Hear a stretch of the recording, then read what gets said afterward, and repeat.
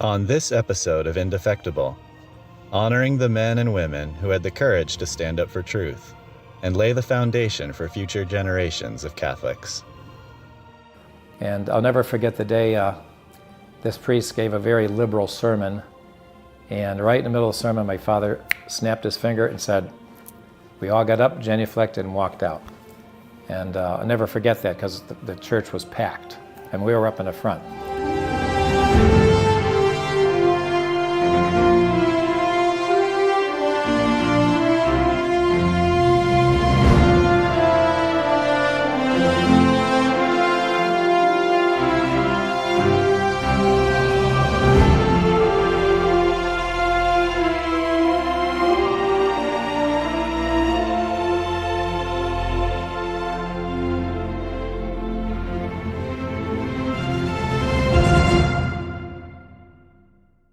So I am from New Zealand, and I always tell people the south of the North Island. So it's where we were raised. And the little town called Paraparaumu, or if you say it in the Maori language, it's Paraparaumu, which in school we had to learn both languages. So that was kind of an interesting growing up there. But I have 7 siblings. I have 4 brothers and 3 sisters. And I'm the number 6 out of the family. So mom and dad, did a great job raising us. And they wanted us to remain Catholic. And really that's the story of my life is, holding on to that Catholic faith.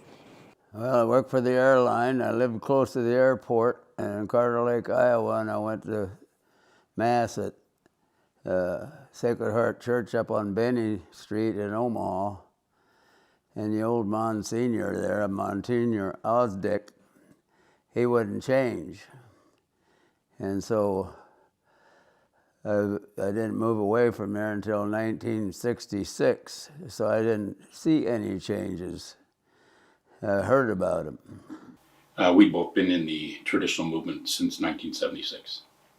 So it's been quite a while now. I always find myself when I always curious, interested when somebody does find the church, for sure, because it is everyone has a different story. But for me, I think I have to go back to when I was a little kid, and even though I was born in a Catholic family, and at that time, the Latin traditional Mass was everywhere in the world, all the Roman rites. And one thing I remember is even though I didn't feel I got a lot of instruction as a Catholic, I had certain senses in me that I always believed in God. And I remember as maybe 5, 6 years old, we got a television, and I would watch Bishop Sheen on TV, and I could understand what he was saying. And I had a sense of great appreciation of truth when I was a little kid. I guess I could sense it. And maybe that's what got me at different times when someone would say something was wrong. I said, well, that doesn't make sense, because I would have a sense of it. Truth has something definite in your mind that says that's got to be right. Later, there was also a couple things that always kept me too. Was I remember going to Christmas midnight Mass, and I would have such peace after Mass, and also when I'd hear the litany being chanted or so, and also benediction. Those things stayed with me as a little kid, that they were precious moments in my life. So I became an altar boy, probably between 7 and 9. And oddly enough, after that period of time, I don't remember really going to church anymore. Oh, well, I had nothing to do with my story. My parents had everything to do with my story. I guess there's no such thing as luck. I was blessed to be born into a family with 2 converts, and they had both been fairly recent converts. My dad, I think, converted in the early 50s. From Protestantism. They were Lutheran, I think. My mother was a Southern Baptist. My dad converted after, I think he knew that the religion that he was in was not the correct religion, and started to actively pursue the truth. And my dad was a very studious man, and he just started reading and exploring, and by the grace of God found Catholicism. He met and was blessed by Pope Pius XII in the mid-50s when he was in the Navy. And so his whole ship, all the Catholics got to meet the Pope and were blessed by the Pope. And then my mother, her sister had married a Catholic and converted to marry her husband. My mother went to the Catholic Church with my Aunt Bunny, because in Protestants, you go for the fellowship, you don't go for the faith. And since she didn't know anybody in the local local Baptist church, she didn't go to the Baptist church. It was much more natural for her to go to the church that her sister went to. So she went with Aunt Bunny every Sunday, because she had grown up a church-going girl. She was in the choir. She had grown up church-going. She couldn't imagine not going to some church on a Sunday. So she went with Aunt Bunny. And after a little bit, I think his name was Father Brown, noticed this cute little girl, unmarried girl, and knew that he had a church of unmarried boys. And he kind of approached her and said, we've got this group that needs I need a little help, I think working, setting up the coffee pot or some excuse to get her more involved in the church. And so she started talking to him, and it wasn't too long before, she was converted. And here, I have to step back a second. My mother always said that the first time she ever walked into a Catholic church, she felt the difference. Bill Meese, my name. I was born in northwest Iowa. We had a little town, Granville, which is 100% Catholic, German and Irish. And I grew up there on a farm, and we went to traditional Mass. That's the only Mass there was at that time. And I got married in 1961. I met my wife in 1960. I can't be grateful enough to have been born of a Catholic family. My mother was an immigrant from Italy. She immigrated here from, I believe, Salcedo, Italy, when she was 4 years old. Catholic, very much Catholic background. My father, he was born in Chicago, but my grandparents, my father's parents, they were from Lithuania, very Catholic family. Yeah, well, my dad says, and he didn't tell the story to many people, that when he was on the road to conversion, he dreamt, when he was already studying the Catholic faith very seriously, he dreamt that our Lord appeared to him in a dream and said, yep, this is the one, in so many words, this is where you need to be. And it was after that that he formally adopted, became a catechumen. From that point, I had various jobs, shepherd receiver, and then I got a job at a steel factory on an assembly line. It's where you get sander tube. And there was a layoff, so I switched companies over to another steel factory on an assembly line again in London. And I was getting into a real rut. Work, eat, sleep. Every guy I knew, all he wanted to do was drink. Anyway, I went to my mother and I asked her, how do you get a change in life and new friends? I wanted something more out of life. Anyway, she said, well, we'll start a novena and I have a mass said for a change in life. Well, somewhere about midweek, someone suggested to me, why don't you go to college for photography? You always liked that as a hobby. Anyway, I thought, what a waste of time. 3 years in school and back in the assembly line. So I mentioned to my mother and she said, well, think about it. So I went to the church that Sunday and I said a little prayer before Mass. I said, I've never asked for anything for myself before. I want to know at this Mass what I should do with my life. Personally, I think it was a pretty bold prayer to ask. The priest came out and never saw him before in my life. He started his sermon by saying, Father so-and-so has just got sick before Mass. So I don't have a sermon prepared, so I'm going to just say one off the top of my head. So I want to talk about men who work in steel factories on assembly lines. You know how you kind of just work, eat, and sleep? Well, the first thing you have to realize is we're born in the image and likeness of God. And one of God's attributes is creativity. When you're on that line, you're creating a product and they're fulfilling your nature. If you become destructive, you'd be opposing your nature. But the benefit is, it's an 8-hour job. When you finish, you go home and forget. But if you want to move into areas that are closer to God, move into photography. And it was a beautiful time to grow up in the Catholic faith. I went to a parish school that had about 1,000 kids. from 2nd grade to 8th grade. So I had Catholic education all my life. As a family, we went to Mass every Sunday. During Lent, we go every day. As a family, we practiced going to confession weekly. It was a thing to go on Saturday. The whole family went for confession. When there was novenas or Stations of the Cross, we did those things as a family. Prayed the family rosary, wore the scapular. So I'm very blessed to have had some very good Catholic parents. And my dad was in the Navy, so they traveled. They went to Europe and they came home again, and many, many travels later. When the changes started to happen, let's say the 74, 75, something like that, we were all going to Catholic schools. And the strange things started happening in the Catholic schools. And we would come home and tell stories, and their ears were perking up that something was very much amiss already. Pretty soon you couldn't use your prayer book because you couldn't follow.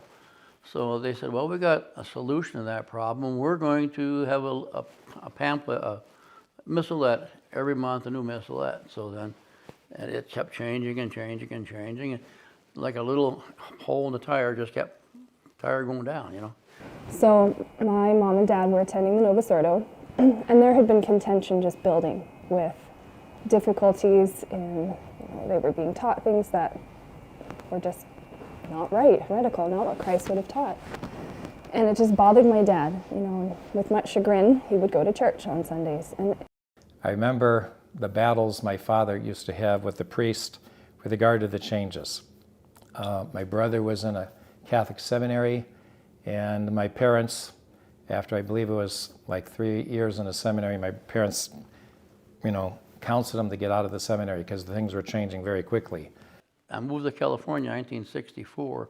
Our church was very traditional there, but it had brought in the new Mass, the new Vatican II Mass.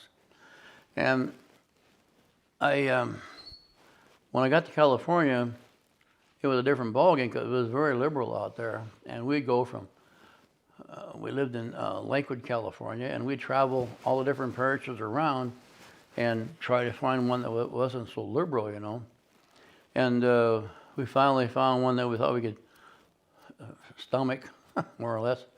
And we bought a house close by, and the kids went to school there. And, they went to Catholic school all their life, and which I thought was Catholic. But they came home from school, and they said, the nuns said that Adam and Eve was a myth. And I said, nah, you're not paying attention. You didn't hear them right. The Bible is just a storybook, Nah, you're not paying attention. So then, when I was in kindergarten, in 1st and 2nd grade, we had nuns helping in kindergarten, 1st grade. I was in a public school because our Catholic school did not have a kindergarten or 1st grade, but we did go to CCD. And it's interesting because at that time there were sisters who were very, very conservative, and there were sisters who were very progressive as well. But we did get, the faith instilled in us. We moved up to Yellowknife, Northwest Territories. And I was definitely not practicing my faith at that time. You get more and more involved in the world. You get more influenced by the world and different things happening. And I was 15 years old. I thought I was going to finish school there. Instead, circumstances happened, and I had to start making a living on my own. Well, I found out everyone left me. But there was another moment in my life where I was coming into town, and I had such a feeling in me that the world offered me nothing, and I wanted to get my faith back. I was probably, again, around 15, 16 years old. And at that point, I started to read the Book of Wisdom and St. John's Gospels, but I wasn't anywhere near where I should be yet. So I went back to church, and it has absolutely changed. Now they're on the table. I had to check a few times what church I was in, because I wasn't sure I was in a Catholic church. And I moved over to Iowa in 1966. The first time I went to a church in, I believe it was Council Bluffs, Iowa. Walked in and I looked and I thought, what? Maybe I'm in the wrong place. 3rd grade, I received my I got confirmed in 3rd grade. Things were still very, very conservative back then. Fourth grade, things were great. In fifth grade, things began to change and change very quickly. The sisters, changed their habit, got a modified habit. Well, then we moved back to Iowa in 1975 and went to the churches there, and the kids went to school there. And my kids went through grade school, and then they were in high school. And we went to Mass every Sunday, what we thought was Mass. Went to confession every 2 weeks for the kids. So one Lent, I said, we're going to say the rosary. So I got the rosaries around, and I said to my son, start the Apostles' Creed. I don't know it. You live in Catholic school your life, don't know the Apostles' Creed? No, my daughter, I don't know it. Didn't know the Apostles' Creed, the Our Father, the Hail Mary, Glory be, or the Act of Contrition. As you're in high school and you don't know these prayers, how do you go to confession? One day the priest, when they had a thing in the bulletin of what to do before Mass, and I put a note, say the rosary, and the next Sunday he says, somebody wrote, say the rosary. He said, I'd rather go right to God. And I know the battles my father used to have. My father would sometimes talk to the priest about, why don't you preach about the rosary or about Our Lady or something of this nature. And unfortunately things were going more along the lines of social issues and political issues as well. Finally, the last Sunday that they attended Mass, it was actually All Saints' Day of, I believe, 1981. And he was at the sermon, listening to the sermon, and the priest from the pulpit said, we're all saints here. Everybody's a saint. And as soon as the so-called Mass was over, the priest had his vestments off so quickly. He was out there all drinking coffees with the coffee on top of the table. And I'm thinking, this is like sacrilegious, and I don't even have my faith yet. We were in Mass in Norfolk, Virginia, a Sunday morning, and the priest, I don't think it was our normal priest. I think it was a visiting priest, but I'm not sure.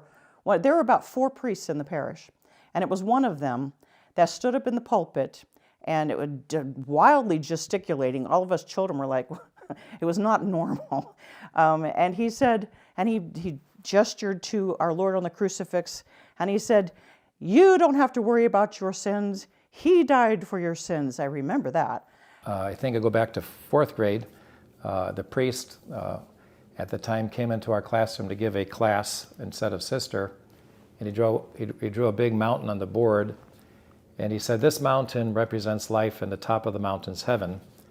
And he said that we're going up the Catholic road, but if you don't want to go up the Catholic road, all religions basically follow the same path to heaven. My dad, you could feel the vibrations in the pew.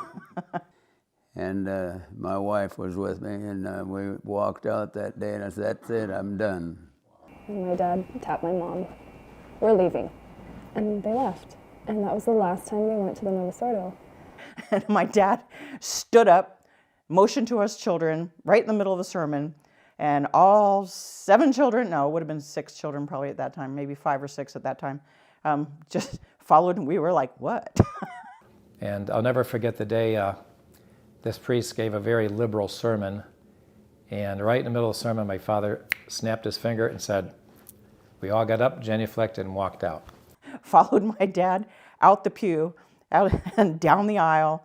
The priest stopped talking for a minute, and everybody in the church watched us go. And I'll never forget that, because the church was packed, and we were up in the front.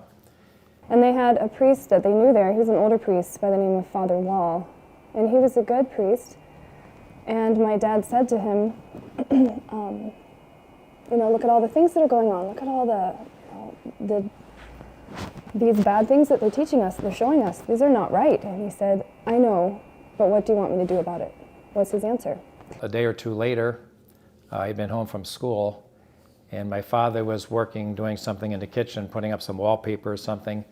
Doorbell rang, and he said, go see who it is, and there was the pastor.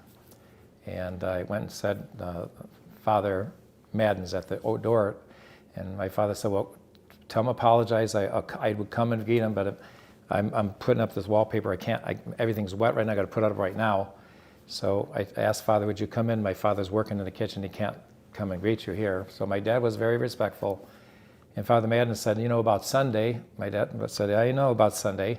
And so Father Madden said, well, that can't go on again. My father said, don't worry about it, because we're going to go to another parish. We're done.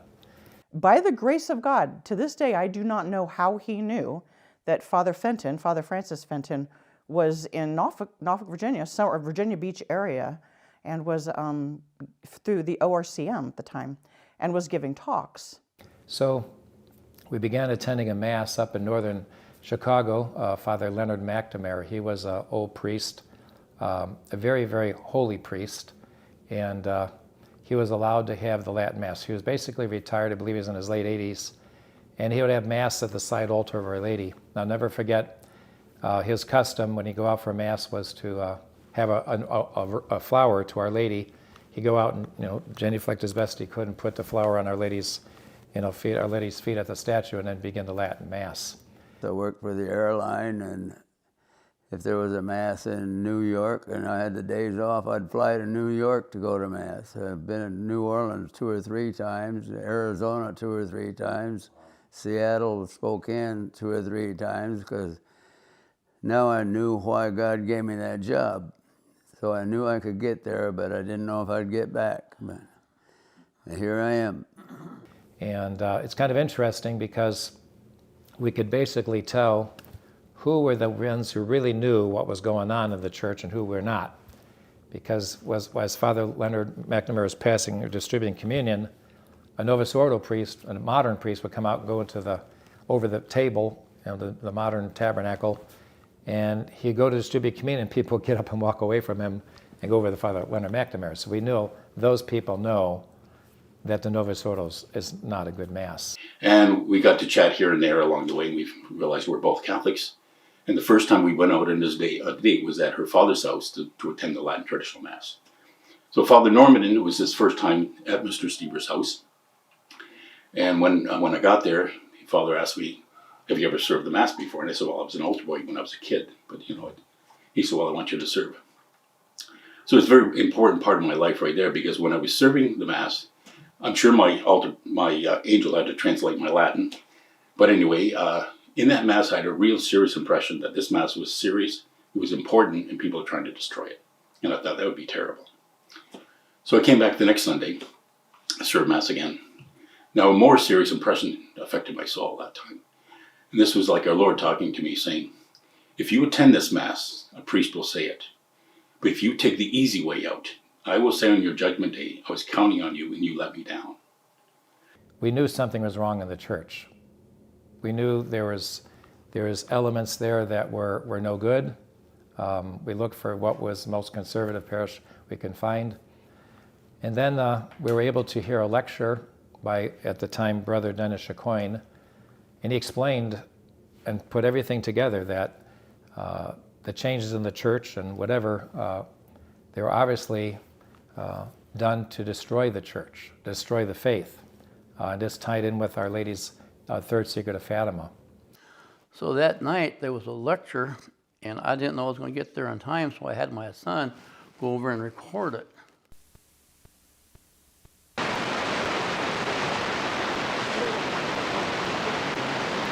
To Francisco, Jacinta, and Lucia. And tonight we will be reviewing that simple message and also making reference to the prophecies made by our Blessed Mother if her message was not fulfilled. Well, then I got to the middle of the lecture. One of the priests was having one of our priests had a lecture over there. And he said, tomorrow morning there's going to be a Mass at this one person's house. So if you come for Mass, you're welcome to come. So I went over there and went in, and I walked in there and I said, Dan, what are you doing here? I've been here for 5 years. I didn't even know what was going on. So then it went on like a light switch, I right away, I knew there was something wrong for a long time, but this put the cap on. I knew what was going on, In the November, I believe, of 1982 was when my dad first saw in the newspaper they called it the Evening Post from Wellington. And my dad worked in Wellington, which was about an hour, maybe an hour and a half from Pierre Perin. So I lived there for a few months. Did you? Wow. Beautiful city. Yeah, it was a little ways, but Dad used to drive it. Maybe less than an hour. I can't remember the time now, but yeah, he was an insurance agent there. And he saw the advertisement for the Fatima conference, the CMRI, that was being advertised in New Zealand. Interesting. And it was sort of a random day. He said it was a Monday or a Tuesday evening that he decided to go to this Fatima conference and hear them talk about Fatima. And it was Father Dennis and the sisters. And he went there that evening and he listened, and I think he spoke to Father at the end. He really agreed with everything that he heard, and there was only one thing he said, that, Father, you can't convince me that the Pope is not the Pope. And Father said, okay, Mr. Gilchrist, why don't you go home tonight, think it over, come back tomorrow morning and come to Mass. And so that next morning he decided, okay, I'll go to Mass. And during the Mass he just had this grace, a moment of grace and inspiration. He said, I think they're right. And from that point on, our family, he jumped right in with his whole heart. What about the lecture from Father Dennis? It was in the newspaper, and it was talking about the message of Fatima. And then in 1960, we were waiting for them to expose it because they were supposed to made it public. It never happened. So I just waited and waited for this to happen. So went to the lecture. Well, then the lights went on. I knew what was going on then. Right. So he went to see Father Fenton speak and figured it all out. I mean, it was this, obviously, we never went back to that church again. And he found out through Father Fenton where there were little pods of people. And so for, I think maybe 6 to 9 months, we would go every Sunday to a hotel room and pray the rosary with a group of people. We never saw a priest while we were there, but it was a group of it was not more than 15 people that just prayed the rosary together. And then Mom and Dad, when we would have coffee, and they would talk and talk and talk and talk. My father called the newspaper to get the number for the CMRI, so we had to kind of go through, a double thing there. Didn't have a number on the article, which is a place. So he got the number, he called the number, they called back sometime in the evening, said, yes, Mr. Gilchrist, we're in Auckland right now, which is where people mostly fly internationally out of Auckland. So that was several hours north of where we were. He said, and we're due to fly out in the morning, Father and the sisters. We're leaving, going back to America. Because this was November, they were all excited to get back for Christmas, to be back in the United States.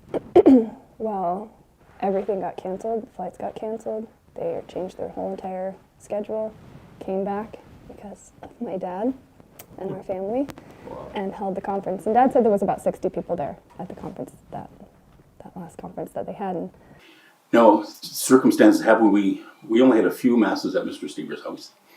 And then another fellow by the name of Mr. Albert Duden, they opened up a chapel in his house. And probably just a few weeks later, we went into London at my mother's house. And to me, it was very special because we had a mass there a few times, and my one sister had been away from faith for her whole life. And she was not well. She came back, attended Mass, got received the sacraments, and she died. So it's like God saved her soul at the end. And I'm just amazed at that. We tried a few different places, right? We went to the YMCA, and we never really knew people didn't come, but we got a curiosity, people, things like that. We tried the Holiday Inn, nothing changed. And then Father Norman didn't ask us to have Mass at our house. In 79. In 1979. So at that time we had a 1.5 story house, 1 3/4 story. So we just had a small bedroom. We started the Mass there. And Father kept the Blessed Sacrament there, I think it was. Yes, yeah. he did. So we kept the Blessed Sacrament there all the So time. we made it every 2 weeks. Came So- back every 2 weeks. We just had one other couple that came. And there was other people, another 4 that said they would come, but they never came. I had built like a simple altar, and I had a couple kneelers. But the people didn't come, and I wasn't sure why. It's kind of odd. So I thought, well, maybe I'm not providing the space. So I built 2 longer kneelers that would fit 8 people, and 8 people showed up. Father Dennis would come maybe once every month and once every 6 months. It all depended. But we had a chapel at Dave Torzon's house. Had the Blessed Sacrament there. We could go and pray in front of the Blessed Sacrament. And of course, my wife and them didn't totally understand it, you know. So my family, they were, they thought I wasn't crazy, you know. Of course, I pushed and shoved and screamed and hollered, you know. You can't force them to become Catholic. They have to come on their own. And I pushed very hard. And they drugged me off, had me deprogrammed, trying to change me, but Our Lady helped me persevere. So one of the gentlemen that was coming to the Mass, he was a builder himself. He made furniture, things like that. And while I'm getting the chapel ready, I had my simple altar there, and I made all these kneelers. He said, I want to show you my workshop. So I went out there with him, and he had a solid oak altar, communion rails, and a crew table. He said, that's a gift to the chapel. It was amazing. We put it in there, and we had everything ready, and 33 people showed up for the first Mass. And I can't remember, it was the feast. I think my wife can remember the date. I was born on remembering things like that. I think it was Feast of Christ the King. And Father Norman said the Mass, and he said he felt he was going into a bishop's chapel. Then, you know, we found out about the church in Denver, and actually in Aurora, Colorado, where Father Placid White was at the time. And my dad retired early, and because there was no school at that time, homeschooling basically didn't exist. Cost him quite a bit to. It was a huge sacrifice. Yeah, it was a sacrifice to retire when he retired, and it was also a sacrifice that we left with no job. My dad had a certain amount of money from his retirement, so we had that, but he left with no job, and we traveled cross country. We stayed with my uncle, who was in Colorado, for a short time, and then my dad kind of found a couple small jobs, you know, to supplement his retirement. But in the meantime, there was a school, so we went to the school in Aurora at Our Lady of Victory. It's interesting, maybe it was the most, the most they had, but at a conference, and it was all because, Dad said, stay, can you stay? My mom and dad knew that our kids, we were at stake. Our family was at stake, so they just picked up and moved us. And then we're not the only ones. I've heard a lot of stories just like this of parents that did this at right about that time. It took a lot of courage for my father to have us all walk out of the church right in the middle of Mass, and then to confront the pastor of the parish there. St. Augustine says that to fall in love with God is the greatest romance. To seek Him is the greatest adventure, and to find Him is the greatest human achievement. May God reward those brave pioneers of the Catholic faith, who never stopped loving, who never stopped seeking, who never stopped fighting for God and His Catholic Church, and whose legacies will live into eternity.